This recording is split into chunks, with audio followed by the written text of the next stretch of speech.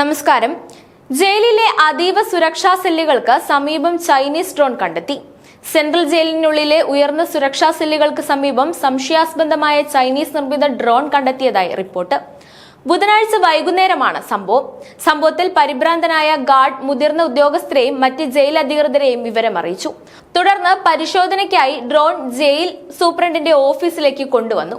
പ്രാഥമിക അന്വേഷണത്തിൽ 2 ലെൻസുകൾ ഘടിപ്പിച്ച ഭാരം കുറഞ്ഞ ചൈനീസ് മോഡലാണ് ഡ്രോൺ എന്ന് കണ്ടെത്തിയതായി പോലീസ് ഉദ്യോഗസ്ഥർ പറഞ്ഞു.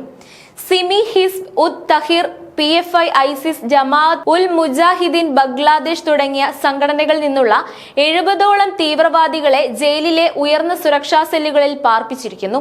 റിപ്പബ്ലിക് ദിനം അടുത്തുവരവേ ജയിൽ അധികൃതർ അതീവ ജാഗ്രതയിലായിരുന്നു. ഭോപ്പാൽ സെൻട്രൽ ജയിലിനുള്ളിലെ ഉയർന്ന സുരക്ഷാ സെല്ലുകൾക്ക് സമീപം സംശയാസ്പദമായ ചൈനീസ് നിർമ്മിത ഡ്രോൺ കണ്ടെത്തിയതായി റിപ്പോർട്ടുകൾ പറയുന്നുണ്ട്. ഓരോ ജീവിതവും ഓരോ കഥകളാണ്, വേറിട്ട കഥകളുടെ ഒരു കൂട്ടായ്മ. വേണമെങ്കിൽ നമുക്കതിനെ ഒരു നോവലെന്ന് പേരിടാം.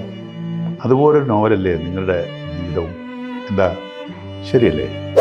നിങ്ങളുടെ അനുഭവങ്ങൾ, കഥകൾ എന്തുമായിക്കൊള്ളട്ടെ, അത് കേൾക്കാൻ DNA ന്യൂസിലൂടെ ഞാൻ എത്തുന്നു.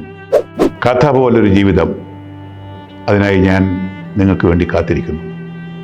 നമുക്ക് ഒന്നിച്ച് കാണാം, കുറേ കാര്യങ്ങൾ സംസാരിക്കാം, വേദനകൾ പങ്കിടാം.